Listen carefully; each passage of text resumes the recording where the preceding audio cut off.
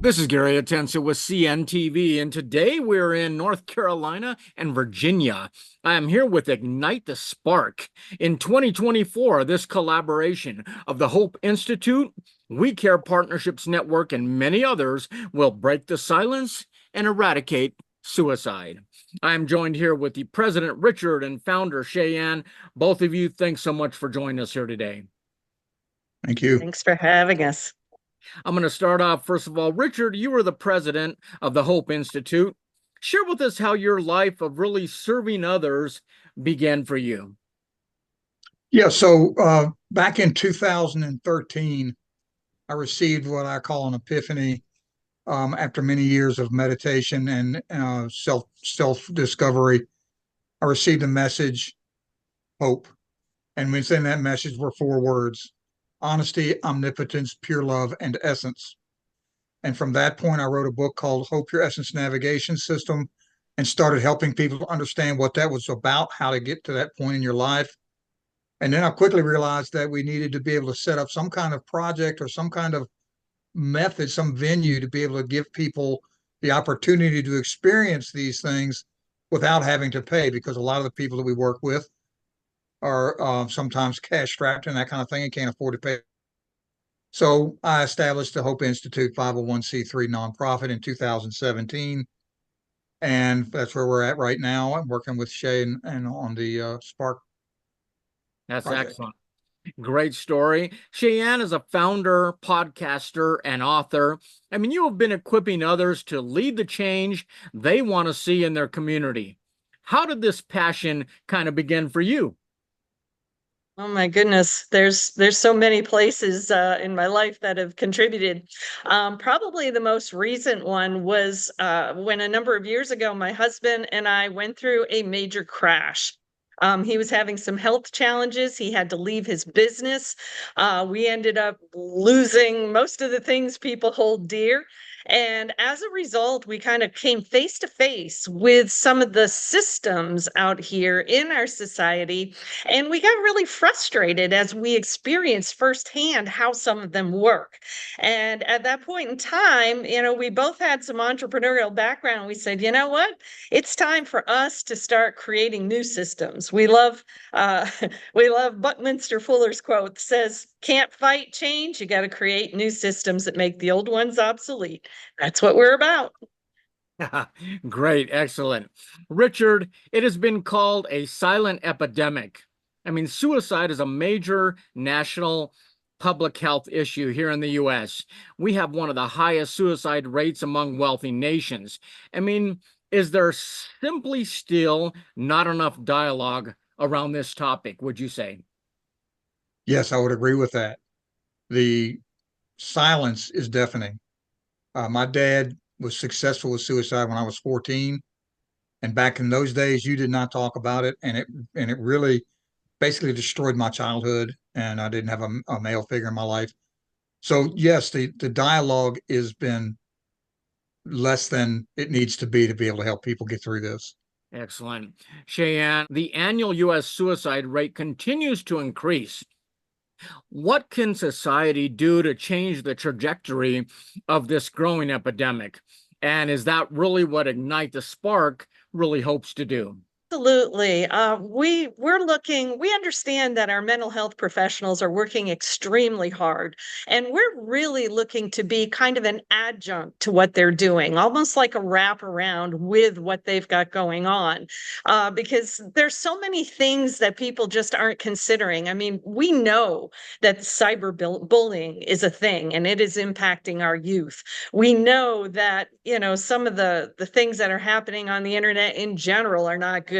We know that there's a lot of different kinds of treatments and therapies out there that are not necessarily covered by people's medical insurance. So they become kind of hidden, and people don't even know what they don't know in terms about things that can help.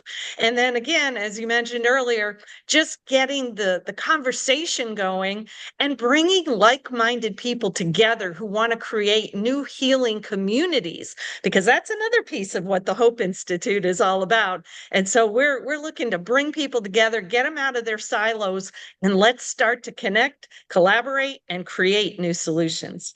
Excellent. I mean, speaking of collaboration, Richard, Ignite the Spark is actually a collaboration of multiple different organizations. Why was it important for the Hope Institute to be involved in this? The Hope Institute is all about assisting people in need. That's what the charity was set up to do. And particularly with this Spark event, the suicide prevention is something that we all need to address. We need to step up now, save our kids, save a lot of different demographics of people who are doing the suicide. And that fits perfectly within our mission and merging our ecosystems together with other organizations to help get where we need to be. We've got veteran organization, we've got a homeless organization working with us, and several others. We've got the Envision Speaker Series, which is a talk podcast that highlights suicide. And so we've got quite a team going right now with our integrations to make this thing happen in our Connect, Collaborate, Create. So, from the homeless to our veterans to, like you say, even our own kids, we have to bring up this awareness. Sheyenne is the founder of We Care Partnerships Network.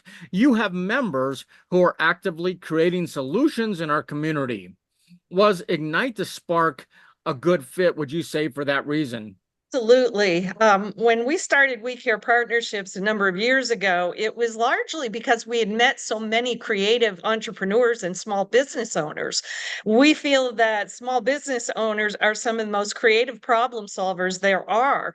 And so bringing together people, small business owners into teams to, mastermind new solutions, I think is an important piece of what our society needs more of. I mean, Richard, for you, as you have shared, this is a personal mission to help others, as you have experienced suicide firsthand.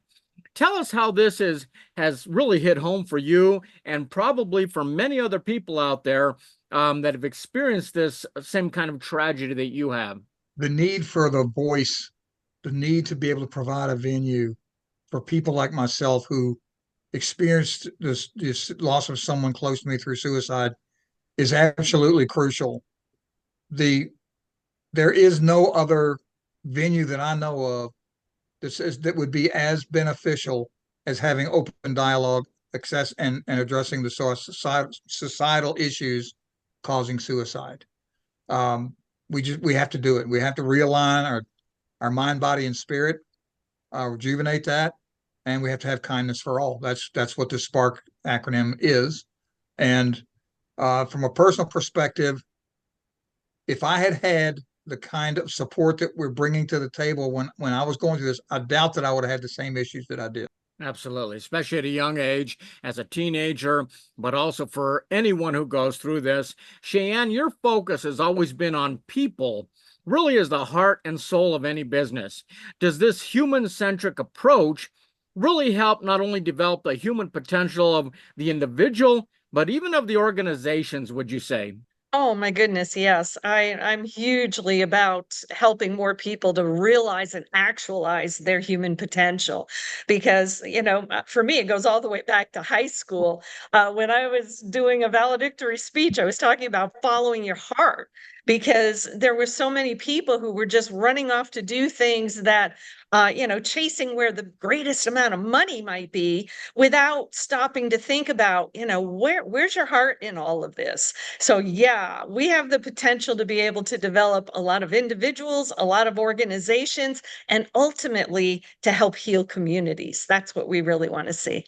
That is excellent. Richard, your focus is to inspire others to overcome, find their essence, and build their brand with honesty, omnipotence, and pure love. Is Ignite the Spark really yet just another way to take that journey of hope for you? Oh, absolutely. The Spark journey is perfect for what the hope message is. People need to be able to honestly assess where it is that they're at, where they find themselves. They have to be able to reconnect with their omnipotent power granted them in their design. They need to be able to love purely with themselves and others, and forgiveness is part of that.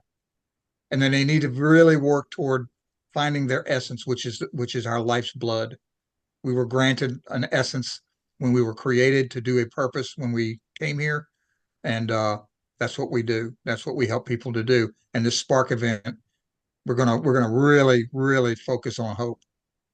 Great mission for all of these organizations that are taking part in this. Sheyenne, Ignite the Spark will launch now in 2024 with a benefit concert. Tell us with who and what will take place and how folks can get tickets. Absolutely. We're starting up August 9th with a concert by a young man named Chris Hendricks. And Chris is an amazing story all into himself. He was diagnosed very early in life with cerebral palsy. He was bullied growing up, and he has a mission to be able to go out here and provide music that's uplifting, help people understand their self-worth. And it's going to be amazing. So yeah, we do have a hub website where all of our Spark activities are listed, and it's ignitethespark.co. People can register for the concert as well as the events that follow in September. That is great. Viewers, let's take a look at the bottom of the screen right there. What you're going to see is their website for Ignite the Spark. You will learn from speakers who have real-world experience.